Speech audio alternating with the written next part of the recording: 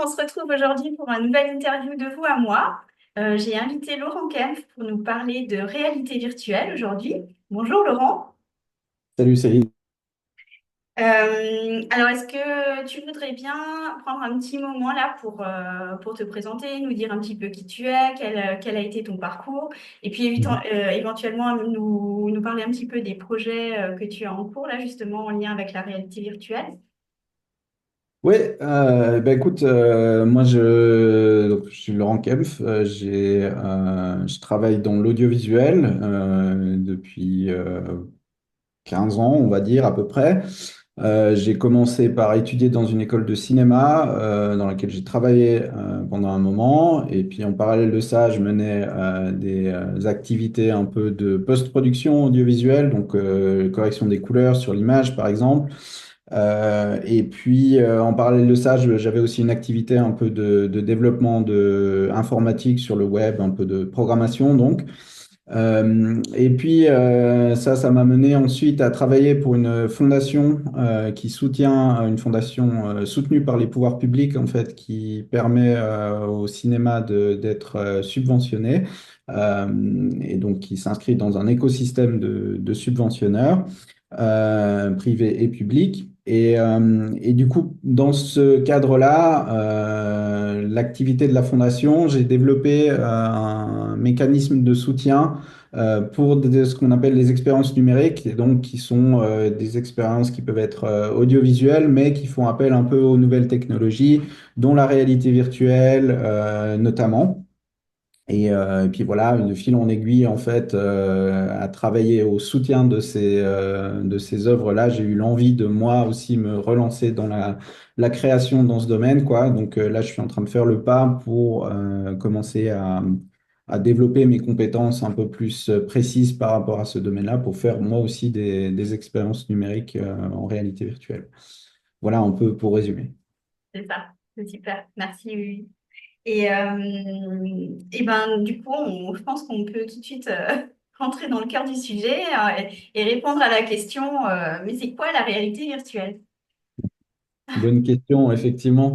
Et ben, la réalité virtuelle, en fait, c'est une façon d'amener en fait quelque chose qui n'existe pas vraiment, qui n'existe que dans le champ numérique de nos ordinateurs, hein, donc des images artificielles, si on veut, dans la perception pour être immergé. Alors, pour te faire plus clair, je te montre ici un casque de réalité virtuelle qui est très simple en fait. C'est donc quelque chose que tu te mets sur la tête comme ça.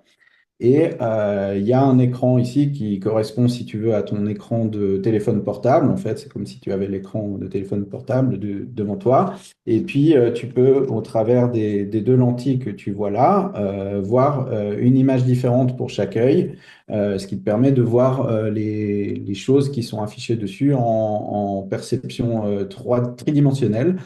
Euh, et puis, les casques plus récents incorporent aussi devant des caméras qui permettent de filmer en fait ton environnement où tu es et puis de le reproduire sur l'écran. Donc, finalement, c'est un peu comme si ça devenait transparent, comme si le casque n'existait plus. Et puis, on peut du coup utiliser cet écran pour afficher des éléments par-dessus ou alors remplacer complètement, si on veut, ce que tu vois, quoi. Et là, on parle de deux choses différentes. Si on intègre des éléments par-dessus ce que tu vois, ben, c'est de la réalité augmentée. Si on remplace complètement ce que tu vois par autre chose, quelque chose qui n'existe pas, qui est virtuel, à ce moment-là, on parle de réalité virtuelle, quoi. Et dans la réalité, en fait, c'est que ben, on peut se trouver un peu entre les deux, quoi, dans les différents types d'expériences, quoi. Mais peut-être ce qui est bien, c'est d'illustrer un peu, parce que c'est très abstrait ce que je te raconte, ce que ça peut représenter. Alors, je vais commencer peut-être par la réalité augmentée, montrer une petite vidéo. Donc, je vais partager mon écran. Juste un instant. Hop.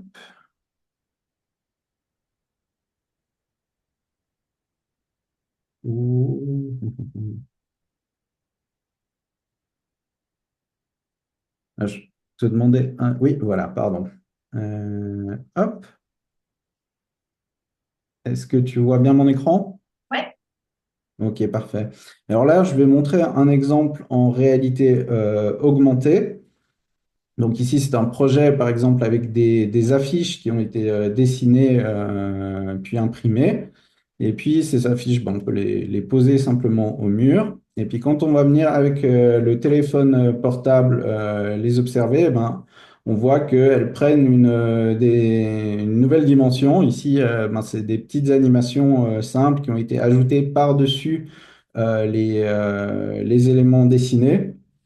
Et du coup, on voit des choses qui ne sont pas existantes en fait dans la vraie vie, mais qui prennent vie du coup par le biais du téléphone portable, quoi, comme on peut le voir ici, ce qui est assez rigolo. Donc ça, c'est de la réalité augmentée, c'est Ça, ça? c'est de la réalité augmentée, exactement. Et puis après, quand on parle de réalité virtuelle, eh ben, un exemple tout simple, c'est celui-ci. Il y a des caméras qui ont été, parce que c'est aussi possible d'envoyer des caméras qui est filmées à 360 degrés pour ensuite être immergées. Là, et c'est des caméras qui ont été envoyées dans l'espace à la station orbitale et qui permet ben, du coup de faire, une fois qu'on met le casque, comme si on était en train de flotter au-dessus de la Terre, quoi. Ici, ce qui est très impressionnant, évidemment. On a l'impression vraiment d'y être, quoi. Et c'est très beau. Voilà pour un exemple, et peut-être un autre exemple plus concret, plus proche de chez nous, hein, c'est par exemple de se dire ben, on peut utiliser ça par exemple pour envisager l'aménagement de son intérieur. Ici, je prends un autre exemple. On voit ici, ben, on voit le casque peut aussi capter les mains, en fait, c'est ce qu'on voit ici. Et puis, ben, on peut, en fonction de l'interface qui a été créée, modifier les éléments du décor, interagir en fait avec différents aspects, des objets qui seraient présents virtuels, quoi. Et puis là, ben, on peut aussi se déplacer. On va y revenir après probablement. On peut se déplacer avec le casque et puis on a une certaine forme de liberté en fait par rapport à ça en fait. Et on a vraiment, une fois qu'on est immergé là-dedans, l'impression d'y être, quoi. Euh, Dans quelle forme de réalité on est alors dans un exemple comme celui-là? alors là, c'est de la réalité virtuelle, simplement, parce que ça remplace complètement notre champ de vision, quoi. Réalité augmentée, c'est quand on voit encore là où on se trouve, mais qu'on y ajoute des éléments par-dessus. Réalité virtuelle, c'est quand on remplace complètement. Complètement, d'accord. Ah oui, c'est génial. Et puis j'imagine qu'on peut changer les matériaux pour voir ce que ça. Ah oui, voilà, c'est ça. Ouais, Ben c'est voilà, c'est ça, ouais. génial. Et donc, on peut envisager très bien des applications comme, ben voilà, tu veux refaire ta cuisine, ben, tu peux essayer, comme on le voit ici, les différentes combinaisons possibles, les différentes formes, les adaptations, etc. C'est génial, ouais, ouais, pour voir le rendu des différents matériaux et tout, c'est génial. Mhm. Ouais, puis ça, en fait, ça a une utilisation concrète. Enfin, monsieur, madame, tout le monde, voilà, on peut avoir ce genre d'utilisation, c'est chouette. Mhm.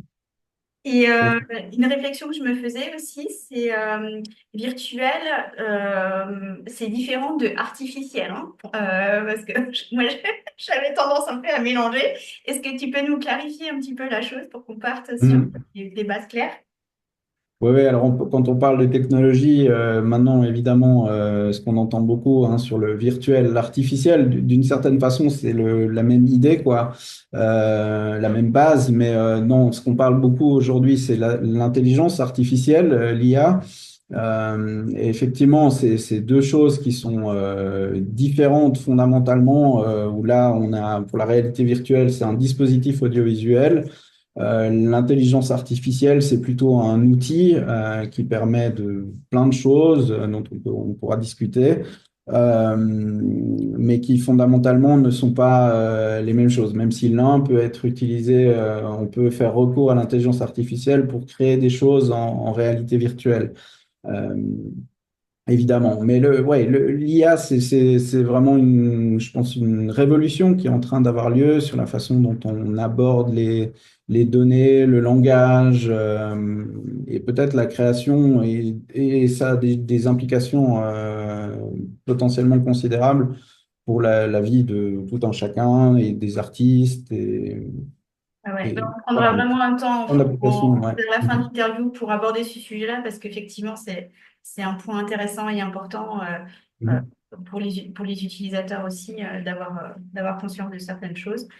Alors, on va rester pour le moment sur la réalité virtuelle et une notion qui est importante, hein, j'ai bien compris quand on parle de réalité virtuelle, c'est la notion de point de vue et de degré de liberté. Mhm. Est-ce que tu peux nous expliquer un petit peu et probablement nous illustrer en nous imaginant à nouveau dans une vidéo? Oui, juste un instant. Hop. Euh, j'arrive.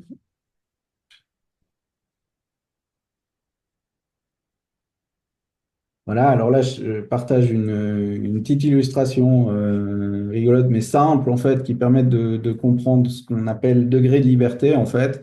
C'est que le casque dispose de capteurs, hein, de capteurs internes, des gyroscopes qui permettent de savoir comment il est orienté, mais il a aussi toute une série de caméras sur le côté qui permettent de se repérer dans l'environnement. Et on a donc deux usages possibles. Le premier, c'est simplement ben, l'orientation de la tête, la direction où on va regarder. Et donc, on peut regarder en haut, en bas, à gauche, à droite, ou alors tourner la tête comme ça. Et là, on parle de 3 degrés de liberté. Ça, c'est une application typiquement, si on va filmer quelque chose à 360 degrés, et ben, on est contraint par l'endroit où la caméra était placée au moment de la prise de vue. On ne pourra pas changer le point de vue, c'est celui qui a été décidé par la réalisation au moment du tournage. Mais le casque permet beaucoup plus de choses dans ce sens-là, c'est que, il permet aussi de sentir les déplacements, donc déplacements latéraux, en avant, en arrière, et puis ben, en hauteur.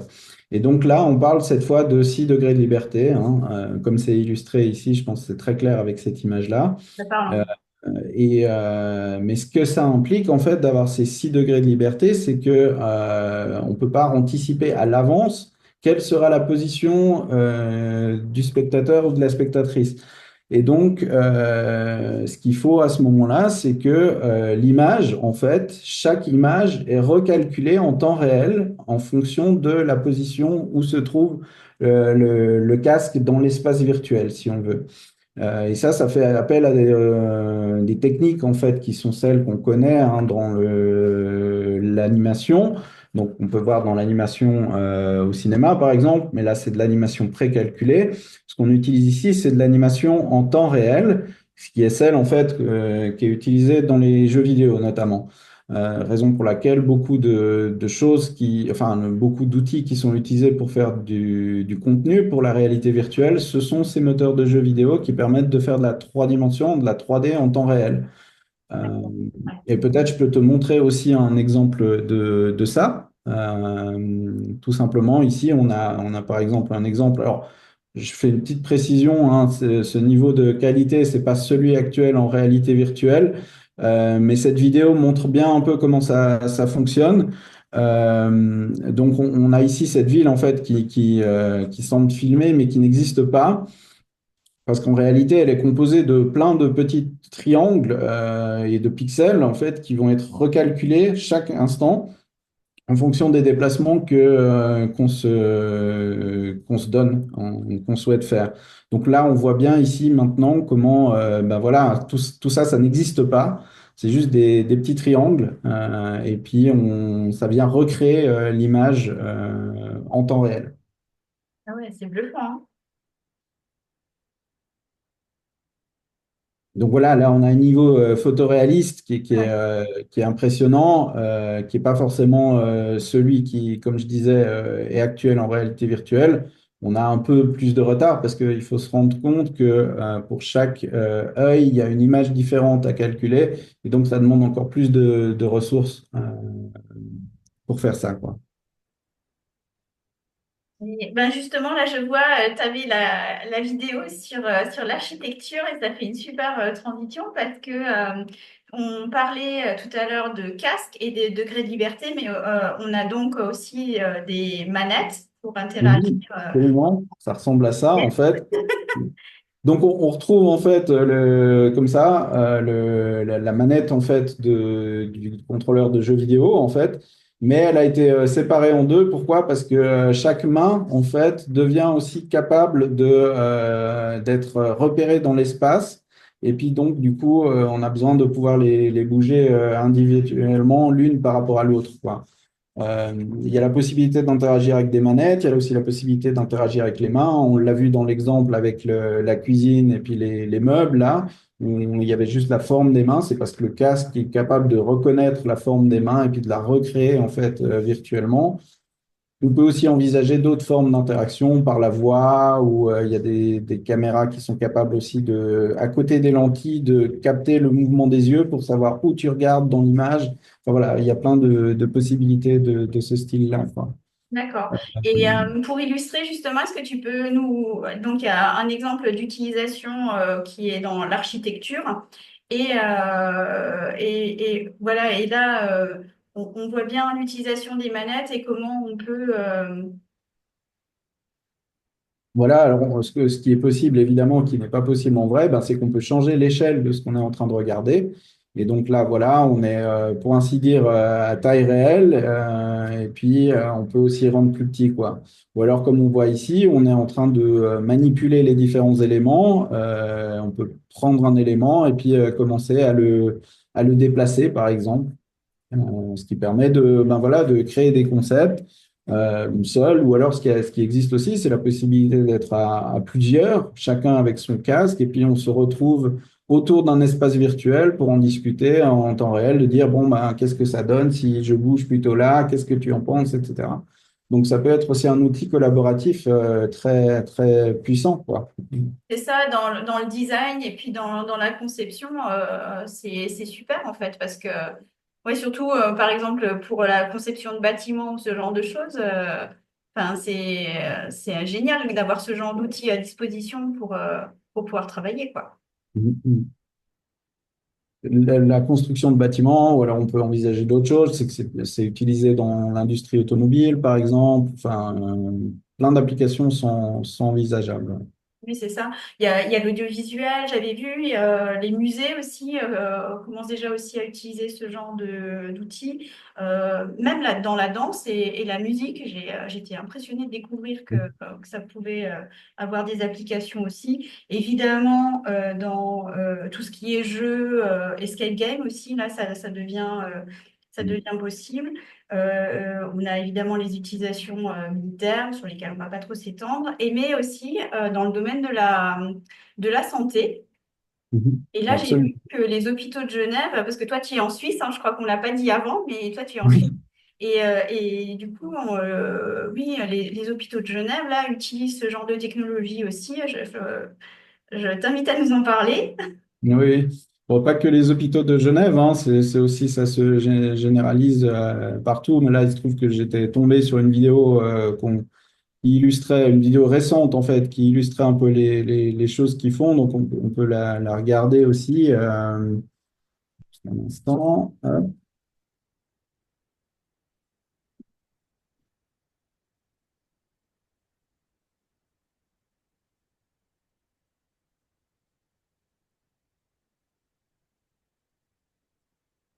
Là, c'est un autre modèle de casque, hein. Et donc, voilà, cette vidéo illustre un peu les différentes applications qu'ils ont au sein des hôpitaux pour comment dire, améliorer en fait ce qu'ils utilisent, leur pratique dans différents domaines. Par exemple, la chirurgie, où on l'a vu avant, ça permet de prévisualiser en fonction de ce qui a été scanné en avance, quelles sont l'anatomie du patient, et puis de faire en fonction. L'exemple qu'on voit ici, c'est en psychiatrie, avec la phobie des serpents, on l'a aperçu, ou alors ici les problèmes de vertige. On voit ici une simulation où la personne peut voir en fait au travers du casque une situation qui lui est angoissante, et puis peu à peu on va augmenter en degré de sensibilité. On commence très bas et puis peu à peu on peut accoutumer dans un environnement tout à fait sûr, parce qu'on est conscient quand même en tant qu'utilisateur de cette dichotomie, même si l'effet est très fort, hein. On a vraiment l'impression d'y être, mais on sait quand même qu'on est dans un espace virtuel, quoi. Et Et donc, donc, on ça peut agit comme construire. sur le principe de la désensibilisation, c'est ça en fait? Mhm. Ouais, c'est ça. Donc, on peut peu à peu se retrouver à guérir ou en tout cas réduire les sensibilités qu'on a par rapport à certaines phobies, quoi. J'avance un tout petit peu dans la vidéo. Ou non, ça c'est de la pub. Pardon. Euh, J'avance un peu. Peut-être qu'on va revenir côté ici ergothérapie. Euh, Voilà, des exercices pour les patients pour améliorer les réflexes moteurs et donc retravailler, faire de la convalescence ou ici ben, simplement entretenir le corps quoi, face à l'âge. Et donc, ça peut avoir des applications aussi dans la rééducation ou ce genre de choses en fait, dans Mhm. ce genre de domaine. Absolument, ouais. Ouais, c'est super Ils intéressant. sont évidemment en complément des processus médicaux plus traditionnels, quoi, mais qui peuvent permettre d'amplifier certains effets, de se mettre dans des situations qu'on n'arriverait pas à faire en vrai, quoi, et de simuler. Ça peut être aussi une stimulation simplement pour l'imagination, et puis contribuer à comment dire, un effet de synergie plus bénéfique, quoi. Et ici, on voit donc en chirurgie, bah, les applications, c'est qu'en préparation en amont, comme je disais avant, et ben voilà, il y a le chirurgien et son équipe qui peuvent examiner en fait les scans en 3 dimensions de l'anatomie. Et puis ben dire ah oui alors on va couper ici et puis ensuite ça va faire une répétition du déroulé de l'opération quand elle aura réellement lieu. Ah oui, et puis là, ce qui est intéressant aussi, c'est que du coup, ils peuvent se préparer en équipe euh, pour voir ce qui va être fait. Et ouais, c'est un super intéressant. Et puis, bon, là, ça, on le voit pas tu vois, ça peut aussi être utilisé pour la formation ici, ce qui est évidemment, dans le cadre des études, peut être que fortement bénéfique, quoi, simplement pour répéter les gestes qui sont à exercer. Euh, Et là, on est un peu, c'est comme l'entraînement un peu dans le même esprit que les simulateurs de vol. En fait, on s'entraîne, c'est euh, ça. voilà, On est dans une situation où il y a personne qui est en danger réel, et puis on peut apprendre les bons gestes, le bon ordre, etc. Ou alors, ici, même des exemples pour les patients qui se retrouvent dans des situations vraiment inconfortables, eh ben, ils peuvent un peu oublier la situation dans laquelle ils se trouvent, tout cet environnement intimidant de l'hôpital, et se retrouver dans une situation beaucoup plus confortable, virtuelle, et du coup, un peu amoindrir l'effet, comment dire, terrifiant qu'on peut avoir quand on se trouve dans le cadre de l'hôpital, quoi. c'est vraiment intéressant. Et ça fait aussi une transition tout à fait intéressante parce que comme on voit que ça connecte avec des applications possibles dans la santé, ça nous amène aussi à nous questionner sur l'utilisation et l'éthique de ce genre de nouvelles technologies et d'outils qui sont proposés. Et on peut légitimement se poser la question, est-ce que c'est l'outil qui va mener l'humanité à un nouveau paradigme ou bien est-ce que c'est un piège infernal hein, qui va nous enfermer encore un peu plus dans nos dépendances numériques? Euh, quel point de vue tu pourrais nous apporter, toi, qui est à la fois concepteur et utilisateur en fait de ce genre technologie. Ben, je pense que c'est un peu comme toute technologie, quoi. Au final, on vient de le voir là avec l'exemple de l'hôpital, hein, c'est utilisé dans des fins qui sont bénéfiques, quoi. Et puis, ce serait vraiment bête de s'en passer si on a cette possibilité-là. Mais en contrepartie, c'est vrai que ben, il peut y avoir des tendances, comment dire, inverses, c'est-à-dire où ça devient comment dire, un- euh, quelque chose sur lequel on s'appuie pour échapper en fait au réel. Et du coup, on le fait de façon compulsive, sans que ce soit bénéfique pour nous, pour l'utilisateur, quoi. Mais au final, c'est comme toute dépendance, en fait. Ça se crée, ça s'entretient, et puis ben, il faut savoir, le problème, c'est quand on ne se rend plus compte qu'on y est dépendant et qu'on s'y enferme. Mais autrement, je veux dire, c'est difficile de qualifier que l'usage est problématique ou pas. Il peut y avoir des applications où ça permet au contraire d'aider à surmonter des difficultés qui sont réelles. Euh, Simplement en étant projeté ailleurs ou dans un autre rapport aux gens. Je pense à ça, par exemple, dans le cadre de l'autisme, il y a des usages qui sont faits de mettre, ben, comme on l'a vu, si on veut, dans le cadre de la phobie par rapport au vide, de simplement mettre la personne face à des situations qui sont peu stressantes, mais quand même des situations de rapport aux autres et du coup qui permettent de surmonter en fait les difficultés qu'ils peuvent rencontrer au quotidien, peu à peu. Peut-être pas tout résoudre, mais aider en fait dans ce sens-là, quoi. Ou alors il y a d'autres usages, par exemple, il y a des applications en réalité virtuelle qui existent, qui permettent de discuter avec des autres gens. Donc on va se créer un avatar virtuel, évoluer dans des mondes virtuels, et puis on peut se retrouver à plusieurs euh, pour, euh, pour vivre des expériences collectives, quoi. Et je peux prendre pour exemple ici un documentaire qui a été du coup tourné entièrement en réalité virtuelle et qui est, pardon, euh, excuse-moi,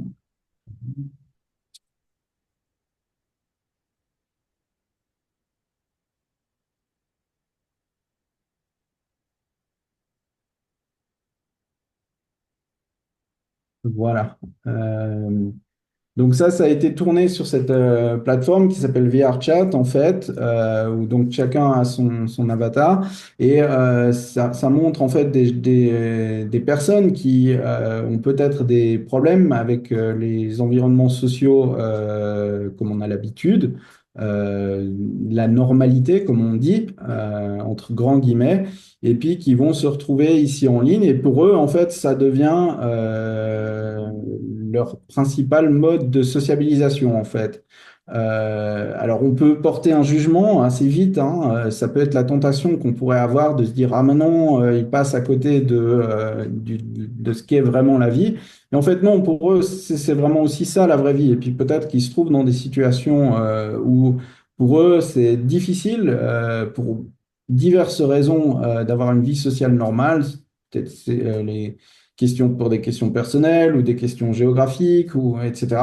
Et puis du coup, ils vont se retrouver passer beaucoup de temps, certes en réalité virtuelle, mais au moins trouver des relations qui les rendent heureux. Et je pense qu'on ne peut pas légitimement porter un jugement sur ça et se dire, ah ben non, c'est pas comme ça qu'on doit vivre. Pour eux, ça les rend heureux, ben, c'est très bien. Et ça, c'est possible uniquement par le biais de la réalité virtuelle, quoi. Pour eux, bien entendu. Ah, oui, de toute façon, c'est ça. L'idée, c'est pas de porter un jugement, c'est de regarder quelles sont les possibilités. Et après, Mhm. par contre, là où on peut se poser des questions, c'est effectivement sur notre responsabilité en tant qu'utilisateur. Et là, c'est peut-être le moment où on peut raccrocher avec l'intelligence artificielle et en parler peut-être un petit peu plus parce que c'est là qu'on arrive dans les zones grises. Euh, Et moi, j'ai envie de dire, si j'ai envie de me positionner moi comme utilisateur conscient, mais que j'y connais pas grand-chose, et en ce qui me concerne, hein, c'est un euphémisme de le dire, à quoi je peux être attentif en fait dans mon utilisation et voilà. Est-ce que tu peux nous éclairer un petit peu sur ça? Bah, évidemment, moi je pense que le premier réflexe à avoir, c'est un peu de s'informer, essayer de trouver des articles de vulgarisation qui permettent un petit peu mieux de comprendre de quoi il s'agit en fait quand on parle de ces technologies. Qu'est-ce que ça fait réellement? Bah là, la réalité virtuelle, on a un peu regardé ensemble ce que c'est. Comme dit, hein, il peut y avoir des travers, mais il y a aussi beaucoup de choses bénéfiques qui sont possibles. L'intelligence artificielle peut être aussi réfléchie dans ce sens-là. Et pour ça, peut-être que je vais juste illustrer un tout petit peu ce que c'est l'intelligence artificielle dont on parle aujourd'hui, parce que en fait, c'est un concept extrêmement large. Et puis, la chose qui a vraiment changé un peu les choses ces derniers temps, bah, on l'a entendu avec ChatGPT. ChatGPT, en fait, c'est un modèle de langage large qui, en fait, a appris comment dire, à recréer du langage sur la base de plein de choses qu'il a appris. Je prends un tout petit exemple d'illustration ici. Oui, ça permettra de bien comprendre en fait le principe parce que mm, Prenons ici, alors c'est pas moi qui ai fait cette vidéo, hein, mais elle sera repartagée, donc c'est possible de la regarder parce que c'est un très bon exemple de vulgarisation. En fait, le principe de ChatGPT, en fait, c'est de créer la suite de phrases par rapport enfin, de trouver le mot qui suit dans une phrase, par exemple. Donc ici à gauche, on voit It was the best of times, it was the et on voit à droite les mots qui pourraient continuer la phrase avec une probabilité que c'est ça le prochain mot. Et comment est-ce que le modèle de langage apprend? Eh ben, on va lui donner des textes à apprendre, des textes trouvés sur Internet, mais aussi peut-être des livres ou des articles qui ont été écrits. Et du coup, le modèle, en s'entraînant, eh ben, il va apprendre des paramètres. Il y en a des milliards de paramètres comme ça qui s'entraînent en fait sur les textes qu'on lui a fournis. Et en fonction de ces paramètres-là, eh ben, il va pouvoir générer en fait la suite de quelque chose qu'on lui demande de façon assez impressionnante et potentiellement correcte, en fait. C'est ça l'effet un peu ChatGPT, c'est qu'on n'a plus l'impression de se retrouver, en tout cas beaucoup moins l'impression de se retrouver face à une machine qui répond de façon un peu aléatoire. Là, très souvent, c'est des réponses assez pertinentes qui existent. Et puis bon, alors l'IA aussi se développe de façon un peu plus large par des applications génératives, en fait, avec des images, où on peut, par exemple, demander par du texte à l'intelligence artificielle de créer une image. Et sur le même principe, en fait, comment l'intelligence artificielle recrée ces images, eh ben, elle a assimilé en fait plein d'images, elle a transformé ces images en informations numériques, en vecteurs, en données, pour ensuite, ben, en fonction de ce qu'on leur demande, de recréer une nouvelle image plus ou moins originale. et c'est un peu ça aussi une des grandes questions. C'est finalement puisqu'on génère on génère à partir d'une demande, l'intelligence artificielle génère à partir d'une demande. Euh, et on l'a vu de ce qu'il a, de ce que le, le robot a appris, bah, finalement, on peut se poser deux questions. On peut se demander, un, est-ce que c'est vraiment nouveau? Et puis finalement, est-ce que euh, bah, qui est le créateur, quoi? Est-ce que c'est l'IA qui est créateur de ce qu'il a généré, ou est-ce que c'est la personne qui a fait la demande? Ben, c'est très dur d'y répondre en fait, parce qu'il n'y a pas une réponse, il n'y a pas un point de vue sur la question. Et donc, je pense que c'est vraiment difficile de donner une réponse qui est claire et nette aujourd'hui. Moi, je pense que le fait de recourir à une IA, de reprendre des éléments qui existent pour les retransformer, euh, c'est pas en soi un geste créatif, le fonctionnement mécanique, si on veut, derrière. Mais après, c'est un outil. C'est un outil comme l'est l'appareil photo, par exemple. Et qu'est-ce qui va faire que, ben voilà, quand tu utilises un appareil photo, tu décides de ce cadre, donc tu vas te déplacer avec l'appareil photo, changer l'objectif, le rapport focal, etc. Là, ben, on entre un peu de texte et puis ça pond une image, mais les choses s'améliorent. On peut être de plus en plus précis par rapport à ce qu'on veut sur l'image, remodifier les images qui ont été générées. Et voilà, ben voilà, est-ce que entre utiliser sa souris pour cliquer sur des boutons ou taper du texte, finalement, on n'est pas aussi dans un rapport où finalement c'est la personne qui utilise l'outil qui est le créateur, quoi.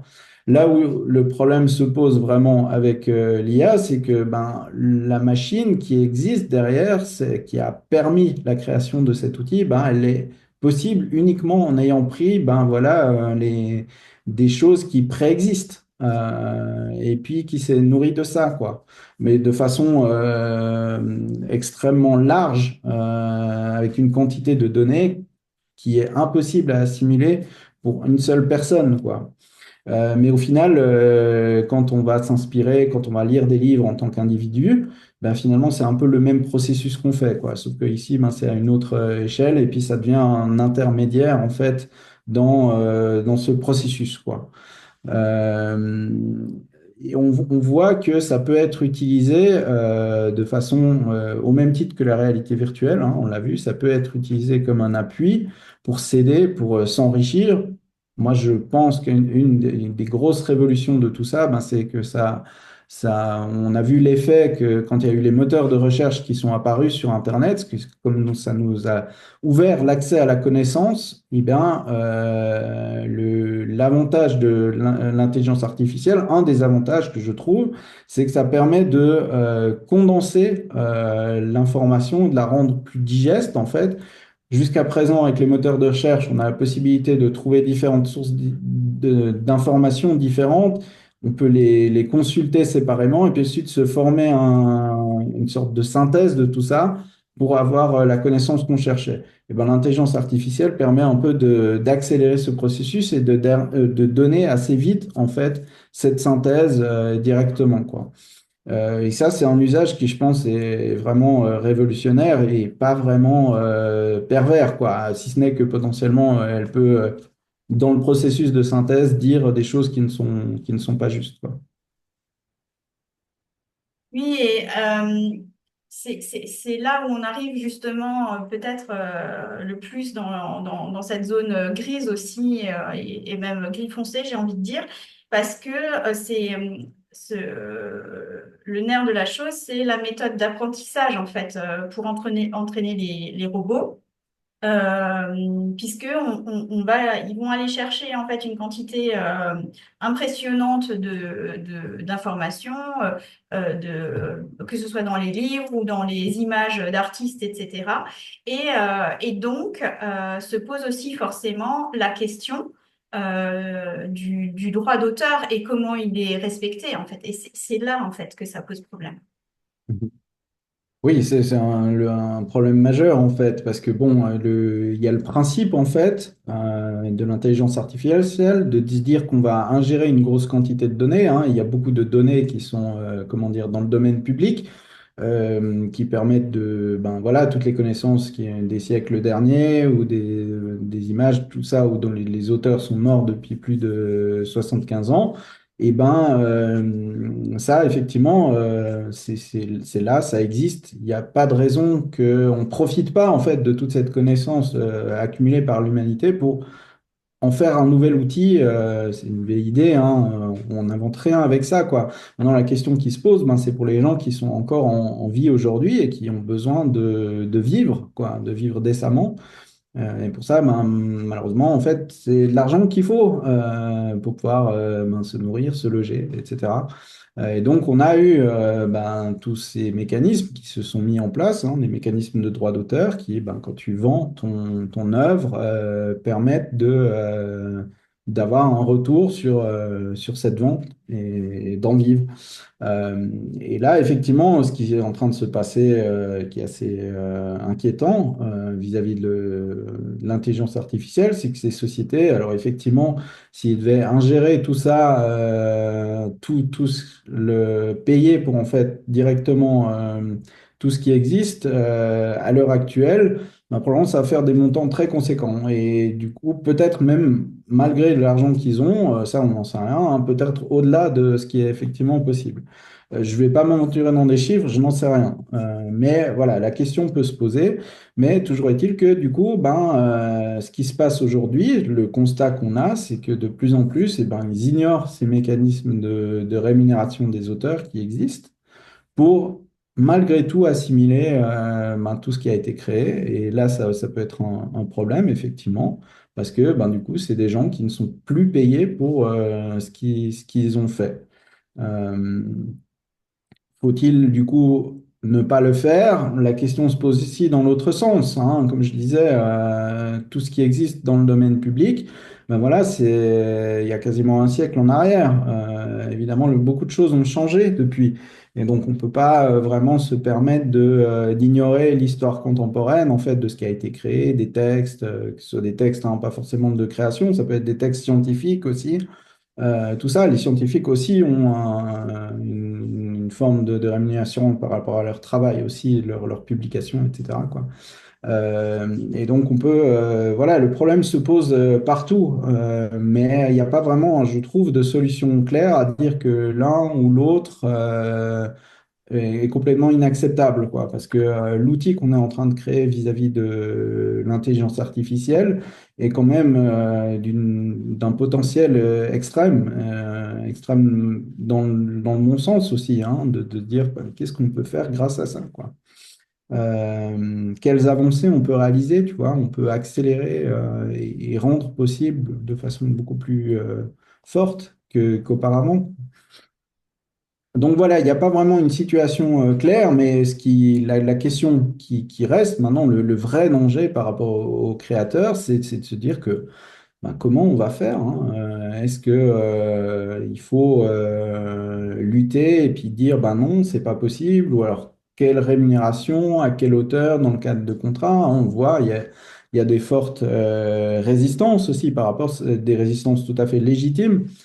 Par exemple, il y a eu des grèves des acteurs à Hollywood, hein, des scénaristes qui justement ont lutté déjà pour améliorer leurs conditions de travail, mais aussi faire en sorte qu'il y ait des clauses par rapport à l'usage de ce qu'ils produisent pour que ce ne soit pas utilisé ou à utiliser à certaines conditions contre rémunération pour l'entraînement de l'intelligence artificielle, quoi.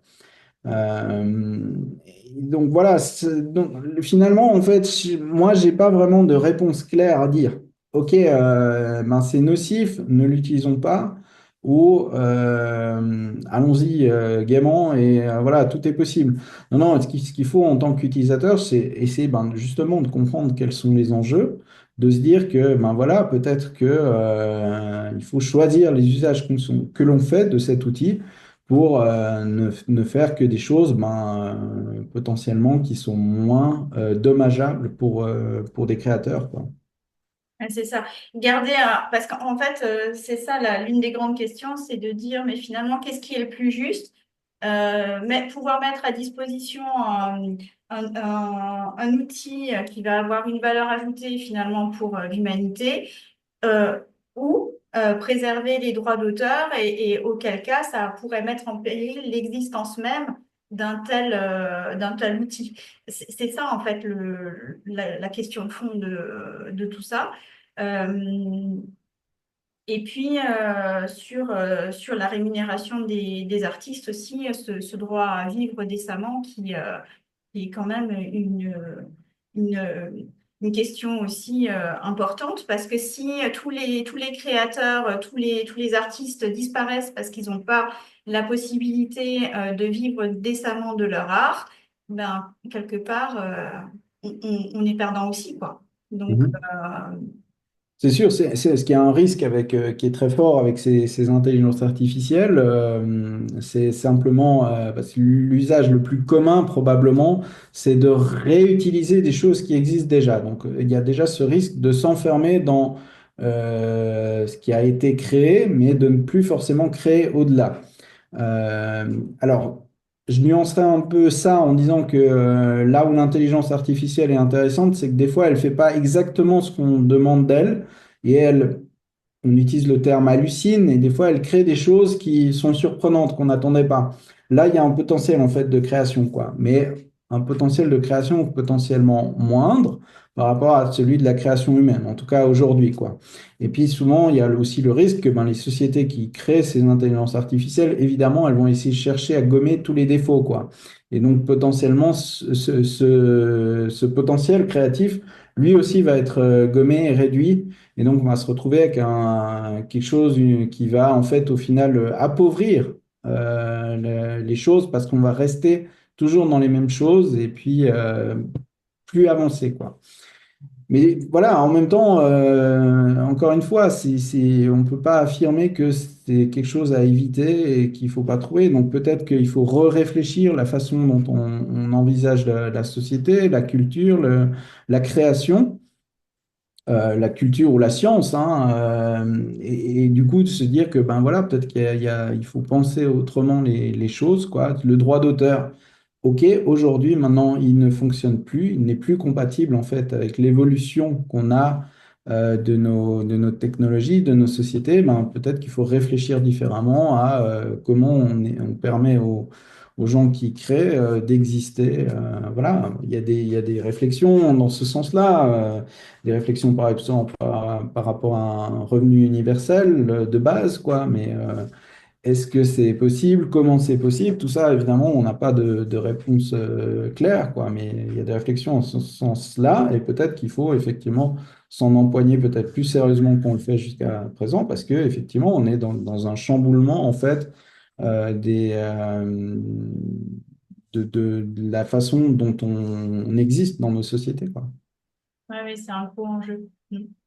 Et pour revenir un petit peu, juste parce que tu vois, dans les grands principes, je me dis, j'imagine, tu vois, les personnes qui nous écoutent, la majorité se dirait, mais oui, mais je suis complètement d'accord, il faut bien que les artistes et les créateurs puissent vivre décemment, etc. Mais c'est comment on passe d'un grand concept sur lequel on est à peu près, je suis sûre, ça ferait consensus, à, mais moi, dans mon utilisation de tous les jours, finalement, comment je peux être raccord avec ça? Et là, j'aimerais qu'on prenne peut-être des cas un petit peu d'école classiques, juste pour que qu'on puisse s'étalonner. Imaginons, alors, moi, je demande à mon assistant d'intelligence artificielle de me, je sais pas, un truc tout bête, hein, de me créer une semaine de menu avec plus de fruits et plus de légumes parce que j'ai envie de manger un peu plus sainement. Ça, est-ce que c'est OK ou on est déjà dans les drapeaux rouges avec les droits d'auteur? A priori, je pense qu'on est OK, mais c'est difficile à répondre. Pourquoi est-ce que le menu que tu demandes, peut-être qu'il a déjà été créé dans des magazines qui ont été assimilés, et puis du coup, ça va être un remélange de ça. Je pense que cet exemple-là, effectivement, il n'est pas très dommageable, a priori, pour des individus en particulier. Donc, je pense que c'est OK, quoi. Oui, parce qu'on est dans une utilisation privée aussi. En fait, je cherche Aussi pas une à faire utilisation privée. Tu vas pas chercher à faire des gains par rapport à ça. Donc voilà, en fait, c'est vraiment la question, parce que tu peux aussi, toi, théoriquement, ça demande beaucoup de ressources, mais tu peux aussi entraîner tes propres intelligences artificielles sur la base de tes choses. C'est beaucoup de choses qui se font en entreprise, par exemple, où ils prennent leurs données internes et puis ils les mettent, ils font leur propre intelligence artificielle sur le même principe. Et là, c'est totalement OK. Parce qu'ils n'ont pas juste cherché à tout reprendre de ailleurs. Mais du coup, comme c'est un périmètre de données plus restreint, ben, l'efficacité sera moindre. Donc voilà, je pense que l'usage personnel, c'est OK. Maintenant, si tu demandes à ton intelligence artificielle, ben écoute, écris-moi un roman d'une centaine de pages, j'en sais rien, quelque chose comme ça. Et puis qu'après, toi, tu dis, bon, bah, je vais vendre ce que m'a donné l'intelligence artificielle. Et ben là, il y a de fortes chances, effectivement, que ce soit pas un processus OK parce que elle a repris des choses de gauche à droite, quoi. Oui, Euh, d'ailleurs, quand on avait préparé l'interview, moi, tu m'avais dit un truc que je n'avais pas entendu et ça m'a choqué. Tu me parlais d'une grande plateforme de vente en ligne dont on ne citera pas le nom, qui là avait mis une limite en fait au nombre de livres qu'on pouvait télécharger par jour. Non, Euh, non, publié en fait. ah, Parce qu'ils se sont rendus compte que probablement par rapport à des excès en fait de gens qui n'ont aucun scrupule, ils sont utilisé les intelligences artificielles pour pondre des bouquins en chaîne et puis ils se retrouvaient dans des situations où ils publiaient, ils mettaient en vente chaque jour une quantité démentielle de livres entre guillemets. Et puis, du coup, ouais, effectivement, cette plateforme a décidé, ah non, vous pouvez en faire que 3 par jour.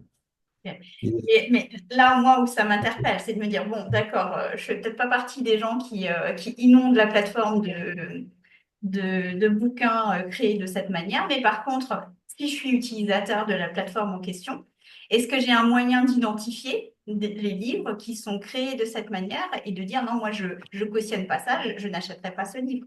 Il est là, le truc, tu vois. Mhm. Alors, beaucoup de ces plateformes mettent en place peut-être des systèmes qui repèrent ces contenus-là, mais c'est difficile de les repérer.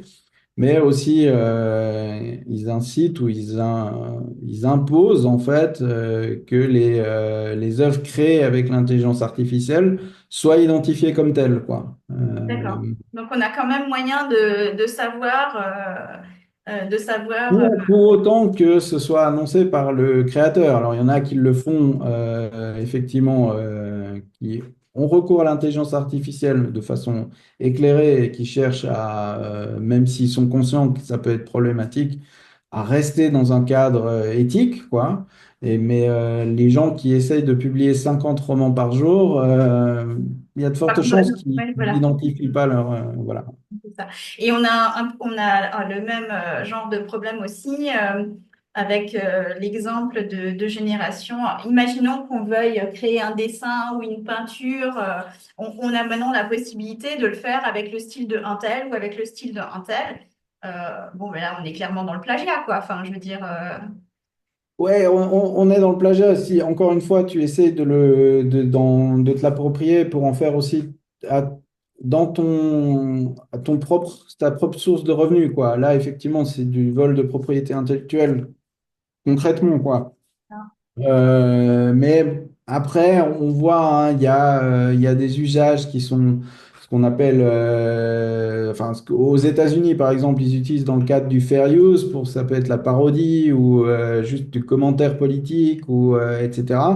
Ou ce qui marche évidemment sur Internet, c'est le même, où on voit ben, plein d'images qui utilisent des éléments de propriété intellectuelle pour faire passer quelque chose de fun entre les amis ou voilà, dans tes réseaux. Là, on peut discuter en fait de l'usage. Est-ce que effectivement c'est un usage, comment dire, équitable si on veut, ou c'est OK d'utiliser la propriété intellectuelle d'autrui pour juste s'amuser un petit peu, quoi. On le voit dans la musique, hein, il y a eu évidemment beaucoup de choses qui ont existé grâce au sample, en fait, où on prenait des petits bouts de musique existante pour les intégrer à d'autres morceaux. Si cette pratique, elle s'est démocratisée, si on veut, quoi, mais c'est un peu le même processus, quoi. Donc, c'est encore une fois, c'est extrêmement difficile d'être noir et blanc, mais je pense en ayant connaissance un peu de qu'est-ce que ça implique, on peut se construire une éthique personnelle pour dire, OK, non, là, ce que je suis en train de faire, c'est du vol, je prétérite une autre personne, quoi. ouais, ouais. Euh, mais voilà, même l'usage en tant que même, par exemple, peut être problématique, hein, parce que, par exemple, on détourne l'usage qui va à l'encontre des croyances, par exemple, du créateur, quoi, de son éthique à lui. C'est voilà, c'est extrêmement, extrêmement difficile, quoi. Ah, c'est ça, c'est le risque, c'est un peu d'arriver aussi à faire dire tout et n'importe quoi. C'était pas le. Voilà. Ouais. comme on disait, je pense qu'il faut, si on a une éthique personnelle consciente autour de ça, ben c'est OK d'utiliser ces outils. Il ne faut pas s'en priver parce que c'est formidable quand même. Ça permet des choses extraordinaires. Mais voilà, il faut mesurer les choses et puis du coup être capable de discerner quand une action qu'on voudrait faire avec ces choses-là sont vraiment problématiques, quoi. Ouais, et puis du coup Il là, vaut mieux être prudent oui. dans ce domaine, parce que ça va très vite en fait. Ouais. Et en plus, avec tout ce qu'on vient de dire, je me dis, il y a quand même plusieurs niveaux. Parce que bien sûr que nous, on a la responsabilité d'utilisation, mais comme on le disait, tout ce qui est sur la génération du modèle en lui-même, toutes ces données qui ont déjà été utilisées pour entraîner les robots, ben ça c'est déjà fait. Et par contre, là, c'est pas en notre pouvoir euh, nous, c'est pas vraiment notre pouvoir. Là, il faudrait des législations, c'est un autre niveau, quoi. Bah, disons, il faut, si on veut être actif, il faut militer pour que ben, justement ce soit plus encadré, pour que ben, voilà, à des échelles plus grandes, des échelles gouvernementales, ben, il y a des législations qui se créent, hein. Il y a eu des gros efforts dans l'Union européenne pour essayer un peu d'encadrer ces pratiques, comment dire, peu éthiques peuvent avoir certaines grosses multinationales. Et voilà, après, on voit ben, ce qui se passe maintenant aux États-Unis, c'est l'effet inverse, c'est de se dire que bah non, allez-y, faites ce que vous voulez. Et effectivement, ça donne un avantage concurrentiel parce que ben voilà, les modèles sont meilleurs et tout ça, mais ça se fait au détriment de De la toute éthique. protection et de l'utilisation des données. Voilà, c'est ça. Et, et c'est aussi justement, euh, je pense que c'est deux principes qui s'opposent un petit peu parce que là, il y en a un qui est focusé sur la compétition, l'hyper-compétition. En fait, il faut qu'on soit les premiers dans le domaine pour être ultra compétitif, quitte à sacrifier. Quitte à sacrifier finalement ses droits d'auteur et voilà, et la protection des données. Et puis, il y a d'autres visions, comme on a effectivement en Europe, qui est, elle, voilà, d'avoir une position en plus, bah oui, plus axée sur la protection et sur les droits. Mhm. Et Absolument. je pense que c'est ça qui fait aussi un gros, parce que bon, derrière tout ça, évidemment, il y a des enjeux financiers qui sont colossaux aussi. Donc, voilà, c'est certainement pas une question qui est simple à trancher. Euh, et et on est clairement dans une question d'intérêt, quoi. Mhm. Oui, potentiellement, enfin.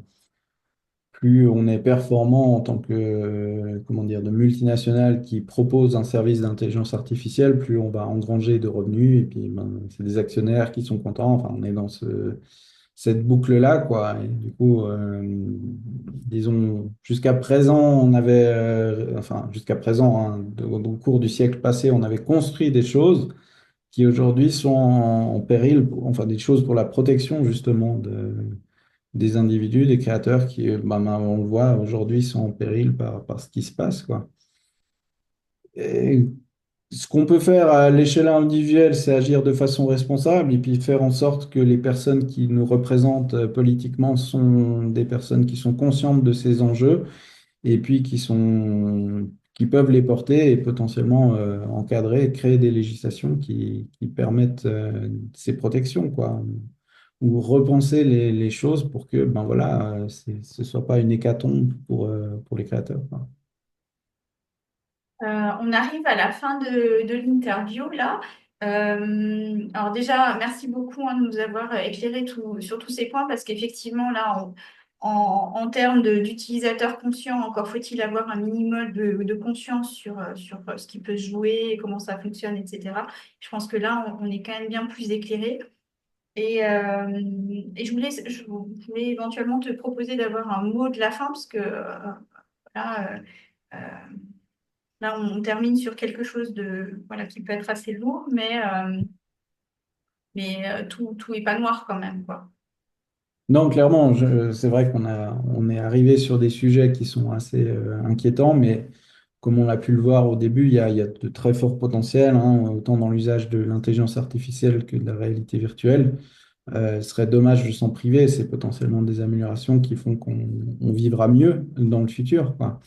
Mais s'impliquer, les utiliser aussi, et puis transmettre des informations responsables autour de tout ça, c'est évidemment important de le faire. Mais enfin, on vit quand même une époque dingue sur cet aspect-là, c'est qu'on a des nouveautés qui nous arrivent, qui sont de l'ordre presque de la science-fiction, ou carrément de la science-fiction, et puis que, bah voilà, qui existent, qui deviennent partie de notre quotidien et qui offrent un vrai potentiel qu'il faut s'agir d'exploiter maintenant de façon la plus pertinente et responsable. Ouais, c'est ça, je pense qu'il y aura aussi peut-être un travail d'éducation à faire, parce que là, Mhm. ben, c'est nouveau pour tout le monde, quoi. Donc, il va peut-être aussi y avoir un passage obligé par l'éducation pour apprendre justement à s'en servir de façon responsable et consciente, et tout en gardant un bon équilibre aussi pour le côté compétitif. Évidemment, la rentabilité est une donnée importante à prendre en prendre en compte. Oui, c'est vrai, hein, fondamentalement, la grosse difficulté qu'on a autant pour l'éducation que pour la législation, bah, c'est que la technologie va tellement vite aujourd'hui qu'on n'a pas forcément le temps de suivre, quoi. Donc je pense, important de rester de rester ouvert à la connaissance qui se crée et puis enfin, ces nouvelles technologies, essayer de les comprendre, même si ça nous semble inabordable. Il y a toujours moyen de trouver des gens qui vulgarisent en fait qu'est-ce qu'il y a derrière ces technologies. Et puis de s'appuyer là-dessus pour se faire une opinion personnelle et puis de l'utiliser de façon consciente. Merci beaucoup, Laurent, pour Mais je t'en prie, ton c'était un plaisir. éclairage et puis de nous avoir consacré un peu de ton temps. Je vous souhaite à tous une bonne journée et puis merci de nous avoir écoutés.